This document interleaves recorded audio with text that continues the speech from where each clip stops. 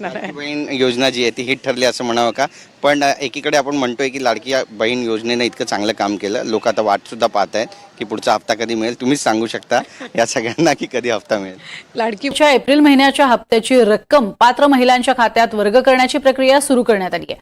महिला आणि बालविकास विभागाकडून अक्षय तृतीयेच्या मुहूर्तावर ही रक्कम वर्ग करण्याची प्रक्रिया सुरू झाली आहे. मुख्यमंत्री माझी लाडकी बहीण योजनेच्या लाभार्थी महिलांना दरमहा 1500 रुपये दिले जातात. तर पीएम किसान आणि नमो शेतकरी महासन्मान निधीचा लाभ घेणाऱ्या महिलांना 500 रुपयांचा हप्ता दिला जातोय. किती महिलांना एप्रिलचा हप्ता मिळाला हे 2 दिवसात स्पष्ट होणार आहे. महाराष्ट्र शासनाच्या महिला आणि बालविकास विभागानं मुख्यमंत्री माझी लाडकी बहीण योजनेची सुरुवात करताना 2 शासन निर्णय प्रसिद्ध केले. आपण बघतोय बहिणींच्या खात्यावरती आज 1500 रुपये जमा होत आहेत. लाडक्या बहिणींना एप्रिलचा हप्ता मिळतोय. कालपासूनच त्याची सुरुवात झालेली आहे. अक्षय तृतीयेचा मुहूर्त साधत ही सुरुवात करण्यात आली.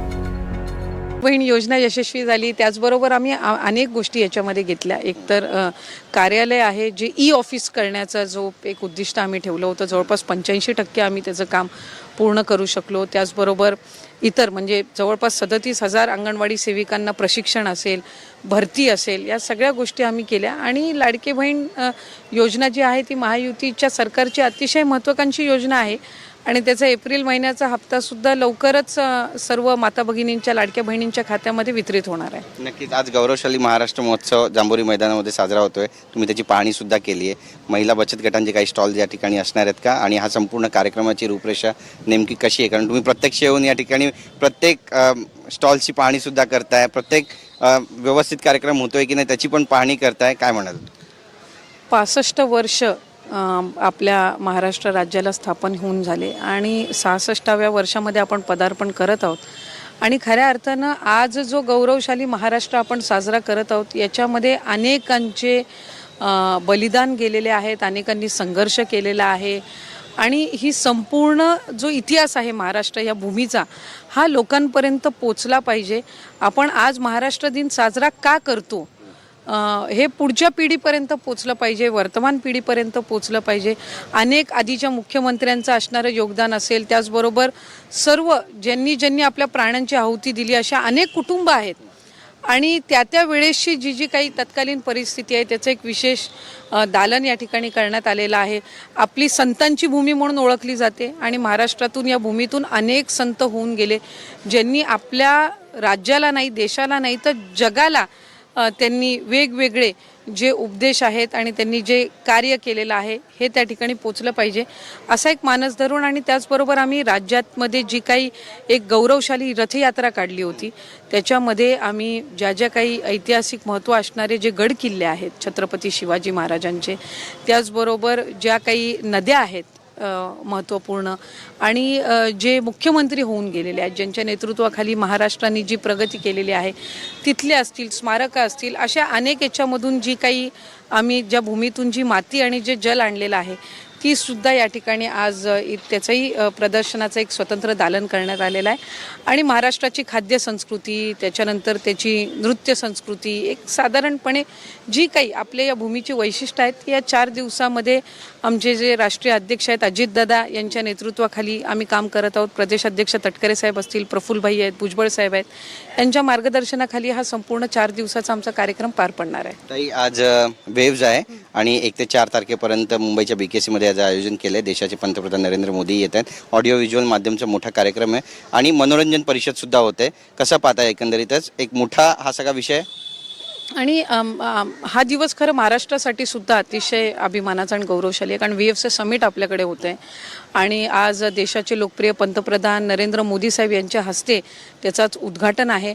आणि त्याचबरोबर पुढील 4 दिवस तिथे अनेक ज्या बाबींवर चर्चाही होणार आहे पण त्याचबरोबर आपली जी एकंदरीत महाराष्ट्राची आणि देशाची जी वाटचाल आहे ती या वेगवेगळ्या माध्यमातून आपल्याला पाहायला मिळणार आहे. उद्योग विभागाने सुद्धा त्याच्यामध्ये एक मोठी मेहनत घेतलेली आहे आणि मला खात्री आहे की आपल्या राज्याचं नेतृत्व करणारे देवेंद्र फडणवीस साहेब, उपमुख्यमंत्री एकनाथजी शिंदे साहेब आणि उपमुख्यमंत्री अजितदादा यांच्या नेतृत्वाखाली सक्षमपणे महाराष्ट्र पुढं नेण्याच्या दृष्टिकोनातून जे काम होत आहे ते या समिटच्या माध्यमातून आणखीन परखडपणाने आणखीन चांगल्या पद्धतीनं लोकांपर्यंत पोहोचणार आहे. ताई, शेवटचे 2 प्रश्न आहेत. एक तर जातीय जनगणनेचा निर्णय घेण्यात आलेला आहे, किती महत्त्वाचा निर्णय आहे, कारण ग्रामीण भागामध्ये याचे कशा पद्धतीनं परिणाम पाहायला मिळतील?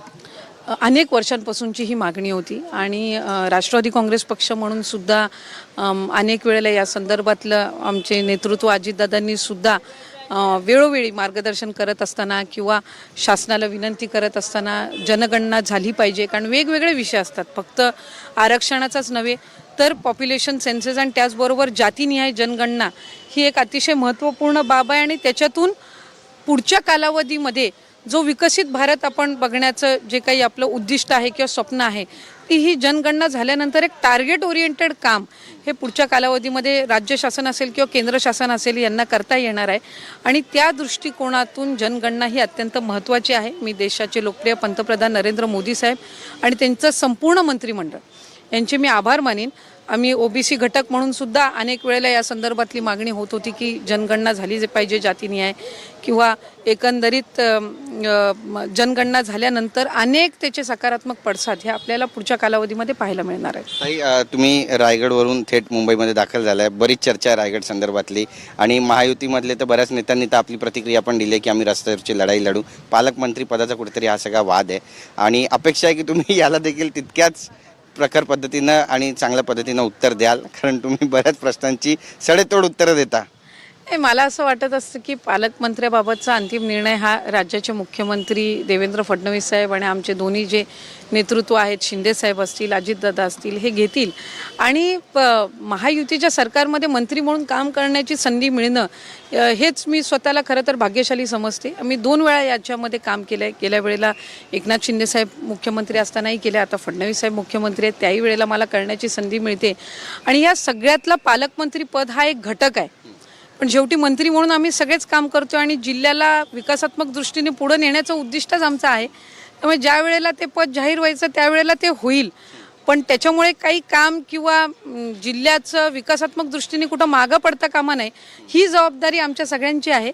आम्ही महायुती म्हणून खाली काय उदाहरण लोकांसमोर ठेवतो मला वाटते ते फार महत्त्वाचं आहे. म्हणून मी कुठेही या संदर्भातली कधी मला त्या संदर्भात काही नकारात्मक किंवा कोण व्हावं कोणाला द्यावं या संदर्भातला जो अधिकार आहे तो ज्येष्ठांचा आहे आणि तो ते देतील.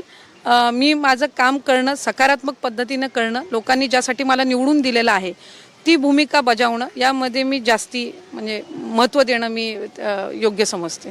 एक शेवटचा प्रश्न आहे, शरद पवार साहेब आणि अजितदादा पुन्हा एकत्र येतील का? कारण बऱ्याच चर्चा सुरू झाल्यात आणि यावर रोहित पवार पण म्हणतात की आम्ही फॅमिली म्हणून एकत्र आहोत, राजकीय पटलावर जर एकत्र आलो तर त्याचं आम्ही स्वागतच करतो. सुनील शेळकेंनी पण म्हटलंय की दोघे एकत्र आले तर त्याचं स्वागत केलं जाईल. तुमची नेमकी प्रतिक्रिया या संदर्भातली काय असणार आहे? असं एक कुटुंब म्हणून आम्ही त्यांना खूप म्हणजे लहानपणापासून एकत्रितपणानेच पाहिलेलं आहे आणि निश्चितपणाने जसं काही इतर सहकाऱ्यांनी म्हटलं की बाबा त्यांचं कुटुंब जे आहे ते एकत्रितपणानेच राहिलं पाहिजे, कारण राजकारण आणि परिवार हे 2 वेगवेगळे विषय असतात. शेवटी राजकीय त्या दोघांनी आदरणीय पवारसाहेब असतील आदरणीय अजितदादा असतील यांनी त्यांचे निर्णय हे घेतलेले आहेत. कार्यकर्ते म्हणून त्यावेळेला तत्कालीन परिस्थितीमध्ये आम्ही सुद्धा अनेक गोष्टींना सामोरं गेलो. शेवटी जे काही राज्याच्या हिताचं असेल तेच काम करत असताना दोन्ही पक्षप्रमुख करत असतात. त्याच्यामुळे आमच्या ज्येष्ठांचा तो निर्णय आहे. आम्ही सर्व कार्यकर्ते आहोत आणि चांगलं काम करणं राष्ट्रवादी काँग्रेस पक्षाची विचारधारा ही टिकवून ठेवणं ही कार्यकर्ते म्हणून आमची ग्राउंड लेवलवरती पोचवणं ही आमची जबाबदारी आहे. जो निर्णय आमचे ज्येष्ठ आणि श्रेष्ठ घेतील तो हिताचाच असेल असं मी त्या ठिकाणी समजते. खूप खूप धन्यवाद आमच्याशी बोलल्याबद्दल. पुन्हा एकदा तुम्हाला महाराष्ट्र दिनाच्या शुभेच्छा. थँक्यू. तर आपण पाहतोय ताईंनी आपली प्रतिक्रिया दिलेली आहे आणि सगळ्या प्रश्नांची सडेतोड. आनंदाचा आजचा हा सगळा दिवस आहे. एक तर 1 मे आहे, महाराष्ट्र दिन आहे, त्याच्याही तुम्हाला शुभेच्छा आणि जो निकाल आलाय त्याने या शुभेच्छा आणखी वाढल्यात म्हणाव्या. आपल्या माध्यमातून सर्वप्रथम तर मी महाराष्ट्र दिनाच्या आणि कामगार दिनाच्या सर्वांनाच शुभेच्छा देते आणि आजच्या दिनी आम्हाला महिला व बालविकास विभागासाठी अतिशय आनंदाचा आणि अभिमानाचा दिवस आहे. 100 दिवसाचा जो उपक्रम आपल्या राज्याचे मुख्यमंत्री देवेंद्रजी फडणवीस साहेब यांनी हाती घेतला आणि याच्यातून एक उद्दिष्ट प्रत्येक विभागासमोर ठेवण्यात आलं आणि प्रत्येक विभागाने आपले आपले टार्गेट सेट केले आणि त्याच्यावर मुख्यमंत्री महोदयांचं, फडणवीस साहेबांचं, उपमुख्यमंत्री महोदयांचं म्हणजे शिंदे साहेबांचं आणि अजितदादांचं मार्गदर्शनही मिळालं आणि त्या निमित्ताने विभागाच्या अंतर्गत ज्या वेगवेगळ्या योजना आहेत किंवा एखादा विभाग आपलं कार्यक्षेत्र आणखीन सक्षम कसं करू शकतो